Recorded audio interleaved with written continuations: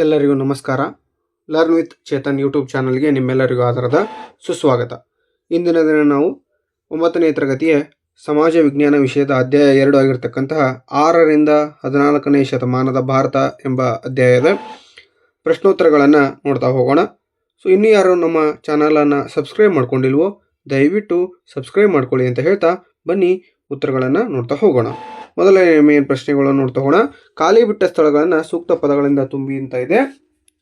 ಮೊದಲನೇ ಪ್ರಶ್ನೆ ನೋಡಿ, ಗುರ್ಜರ ಪ್ರತಿಹಾರ ರಜಪೂತ ಮನೆತನದ ಸ್ಥಾಪಕ ಯಾರು ಅಂತ ಕೇಳಿದಾನೆ. ಹರಿಚಂದ್ರನು ರಜಪೂತ ಮನೆತನದ ಸ್ಥಾಪಕ ಆಗಿರ್ತಾನೆ. ಗುರ್ಜರ ಪ್ರತಿಹಾರ ರಜಪೂತ ಮನೆತನದ ಸ್ಥಾಪಕ ಹರಿಚಂದ್ರನು ಆಗಿರ್ತಾನೆ. ಇನ್ನು ಎರಡನೇ ಪ್ರಶ್ನೆ ನೋಡಿ, ಪೃಥ್ವಿರಾಜ ಚೌಹಾಣನು ಮೊದಲನೆಯ ತರೈನ್ ಕಾಳಗದಲ್ಲಿ ಮೊಹಮ್ಮದ್ ಗೋರಿಯನ್ನು ಏನು ಮಾಡ್ತಾನೆ? ಸೋಲಿಸುತ್ತಾನೆ. ಮೊದಲನೇ ತರೈನ್ ಕಾಳಗದಲ್ಲಿ ಮೊಹಮ್ಮದ್ ಗೋರಿಯನ್ನು ಏನು ಮಾಡ್ತಾನೆ? ಪೃಥ್ವಿರಾಜ ಚೌಹಾಣನ ಸೋಲಿಸ್ತಾನ. ಇನ್ನು ಮೊಹಮ್ಮದ್ ಗೋರಿಯ ಪ್ರಮುಖ ದಂಡನಾಯಕ ಯಾರು ಅಂತ ಕೇಳ್ತಾನೆ. ಮೊಹಮ್ಮದ್ ಗೋರಿಯ ಪ್ರಮುಖ ದಂಡನಾಯಕ ಕುತುಬುದ್ದೀನ್ ಐಬಕ್ ಆಗಿರುತ್ತಾನೆ. ಇನ್ನು ಮುಂದಿನ ಪ್ರಶ್ನೆ, ದೆಹಲಿ ಸುಲ್ತಾನರಲ್ಲಿ ಆಳ್ವಿಕೆ ಮಾಡಿದ ಪ್ರಥಮ ಮಹಿಳೆ ಅಂತ ಇದೆ. ರಜಿಯಾ ಬೇಗಂ ಅನ್ನೋದು ಸರಿಯಾದ ಉತ್ತರ ಆಗಿರುತ್ತದೆ. ಮುಂದಿನ ಪ್ರಶ್ನೆ ನೋಡಿ, ಖಿಲ್ಜಿ ವಂಶದ ಪ್ರಸಿದ್ಧ ಸುಲ್ತಾನ ಯಾರು ಅಂತ ಇದೆ. ಖಿಲ್ಜಿ ವಂಶದ ಪ್ರಸಿದ್ಧ ಸುಲ್ತಾನ ಅಲ್ಲಾವುದ್ದೀನ್ ಖಿಲ್ಜಿ ಆಗಿರುತ್ತಾನೆ. ಇನ್ನು ನೆಕ್ಸ್ಟ್ ಪ್ರಶ್ನೆ ನೋಡ್ತಗೋಣ. 6ನೇ ಪ್ರಶ್ನೆ, ತುಘಲಕರ ಕಾಲದಲ್ಲಿ ರಾಜಧಾನಿಯನ್ನು ದೆಹಲಿಯಿಂದ ದೇವಗಿರಿಗೆ ಏನು ಮಾಡ್ತಾರ? ವರ್ಗಾಯಿಸಲಾಗ್ತದ. ತುಘಲಕರ ಕಾಲದಲ್ಲಿ ರಾಜಧಾನಿಯನ್ನು ದೆಹಲಿಯಿಂದ ಎಲ್ಲಿಗೂ ಕಳಿಸ್ತಾರ? ದೇವಗಿರಿಗೆ ವರ್ಗಾಯಿಸಲಾಗ್ತದ ಅಂತ ಹೇಳ್ತವೆ. ಇನ್ನು ಎರಡನೇ ಮೇನ್ ಪ್ರಶ್ನೆಗಳನ್ನು ನೋಡ್ತಾ ಹೋಗೋಣ. ರಜಪೂತ ಅರಸರು ಸಾಹಿತ್ಯ ಕ್ಷೇತ್ರಕ್ಕೆ ನೀಡಿದ ಕೊಡುಗೆಯನ್ನು ವಿವರಿಸಿ ಅಂತ ಕೇಳಿದಾನೆ. ಬನ್ನಿ ಆನ್ಸರ್ ನೋಡ್ತಾ ಹೋಗೋಣ. ರಜಪೂತ ಅರಸರು ಸಾಹಿತ್ಯ ಕ್ಷೇತ್ರಕ್ಕೆ ಅಪಾರ ಕೊಡುಗೆಯನ್ನು ನೀಡಿದ್ದಾರೆ. ಇವರು ವಿದ್ವಾಂಸರುಗಳಿಗೆ ಪ್ರೋತ್ಸಾಹ ನೀಡಿದ್ದರು. ಭೋಜ, ಮುಂಜ ಎಂಬ ರಜಪೂತ ಅರಸರು ಸ್ವತಃ ವಿದ್ವಾಂಸರಾಗಿದ್ದರು. ಮುಂಜನು ಪದ್ಮಗುಪ್ತ, ಹಲಾಯುಧ ಎಂಬ ಕವಿಗಳಿಗೆ ಆಶ್ರಯ ನೀಡಿದ್ದನು. ಶಾಂತಿಸೇನ, ಪ್ರಭಾಚಂದ್ರ ಸೂರಿ, ಗಣಪಾಲ ಎಂಬ ಜೈನ ಪಂಡಿತ ಭೋಜರಾಜನ ಆಸ್ಥಾನದಲ್ಲಿದ್ದರು. ಜಯದೇವನ ಗೀತಗೋವಿಂದ, ಭಾರವಿಯ ಕಿರಾತಾರ್ಜುನೇಯ, ಭರ್ತಹರಿಯ ರಾವಣವಧ, ಮಹೇಂದ್ರಪಾಲನ ಕಾವ್ಯಮೀಮಾಂಸೆ ಕಾವ್ಯಗಳು ಇವರ ಕಾಲದಲ್ಲಿ ರಚಿಸಲ್ಪಟ್ಟವು. ಭವಭೂತಿ ರಚಿಸಿದ ಮಹಾವೀರ ಚರಿತ ಹಾಗೂ ಉತ್ತರ ರಾಮಚರಿತ ಐತಿಹಾಸಿಕ ಕೃತಿಗಳಾದ ಕಲ್ಲಣನ ರಾಜತರಂಗಿಣಿ, ಜಯನಿಕನ ಪೃಥ್ವಿರಾಜ ವಿಜಯ ಮತ್ತು ಹೇಮಚಂದ್ರನ ಕುಮಾರಪಾಲ ಚರಿತ ಮಹತ್ವದ್ದಾಗಿವೆ. ರಜಪೂತರ ಕಾಲದಲ್ಲಿ ಗುಜರಾತಿ, ರಾಜಸ್ಥಾನಿ, ಹಿಂದಿ ಭಾಷೆಗಳು ಅಭಿವೃದ್ಧಿ ಹೊಂದಿದವು. ನಳಂದ, ಕಾಶಿ, ವಿಕ್ರಮಶೀಲ, ಉಜ್ಜಯಿನಿ ವಿದ್ಯಾಕೇಂದ್ರಗಳಿಗೆ ಪ್ರೋತ್ಸಾಹವನ್ನು ನೀಡಿದರು. ಇನ್ನು ಮುಂದಿನ ಪ್ರಶ್ನೆ ನೋಡ್ತಗೋಣ. ಕಾಶ್ಮೀರದ ಕಾರ್ಕೋಟ ಸಾಮ್ರಾಜ್ಯದ ಪ್ರಮುಖ ಅರಸರನ್ನ ಪಟ್ಟಿ ಮಾಡಿರಿ ಅಂತ ಕೇಳಿದಾನೆ. ಉತ್ತರವನ್ನು ನೋಡ್ತಗೋಣ.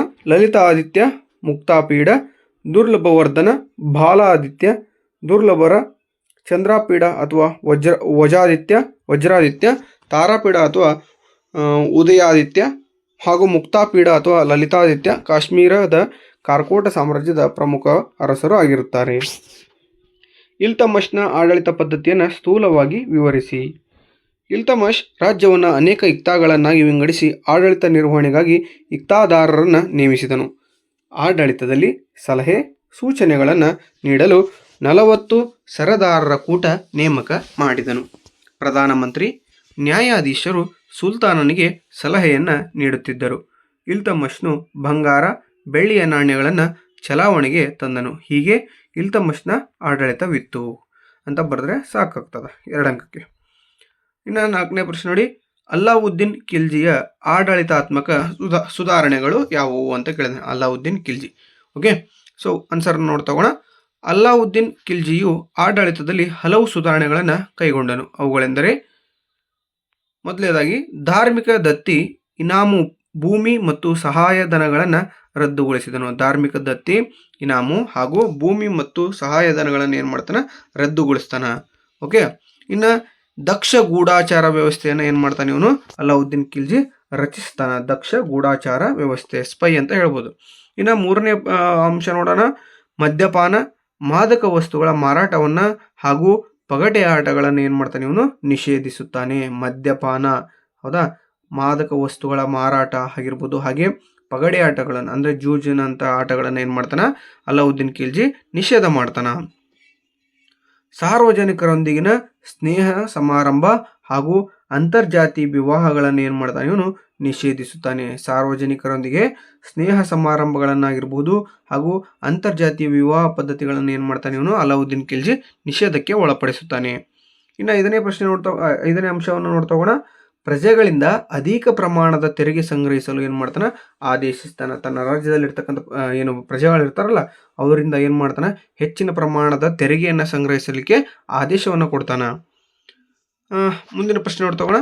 5ನೇ ಪ್ರಶ್ನೆ, ಮೊಹಮ್ಮದ್ ಬಿನ್ ತುಘಲಕನು ಜಾರಿಗೊಳಿಸಿದ ಆಡಳಿತದ ಬದಲಾವಣೆಗಳು ಯಾವುವು?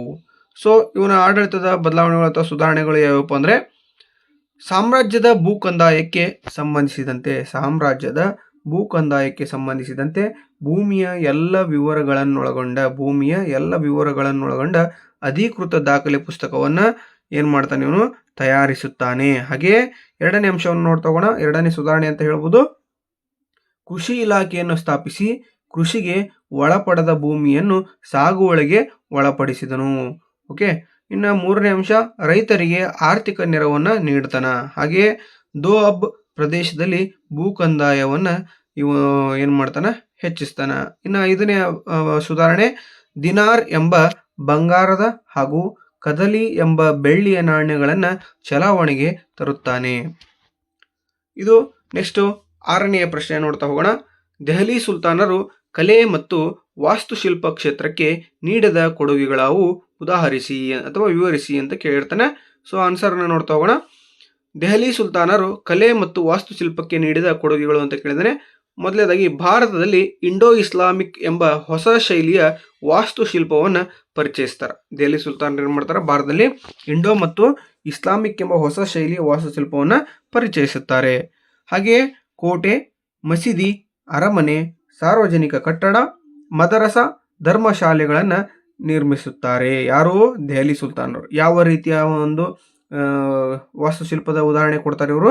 ಇಂಡೋ ಮತ್ತು ಇಸ್ಲಾಮಿಕ್ ಎಂಬ ಹೊಸ ಶೈಲಿಯನ್ನು ತೆಗೆದುಕೊಂಡು ಬರ್ತಾರೆ. ಹಾಗೆಯೇ ದೆಹಲಿಯ ಕುವತ್ ಉಲ್ ಇಸ್ಲಾಂ ಮಸೀದಿ, ಕುತುಬ್ ಮಿನಾರ್, ಅಲೈ ದರ್ವಾಜಾ, ಜಮೈತ್ ಖಾನಾ ಮಸೀದಿಗಳು ಇಂಡೋ ಇಸ್ಲಾಮಿಕ್ ಶೈಲಿಗೆ ಏನಾಗಿರ್ತವೆ? ಉದಾಹರಣೆಗಳು ಆಗಿರುತ್ತವೆ. ಇನ್ನು 7ನೇ ಪ್ರಶ್ನೆ, ಮೊದಲನೇ ಪಾಣಿಪತ್ ಕದನದ ಪರಿಣಾಮವೇನಂತ ಕೇಳ್ತಾರೆ.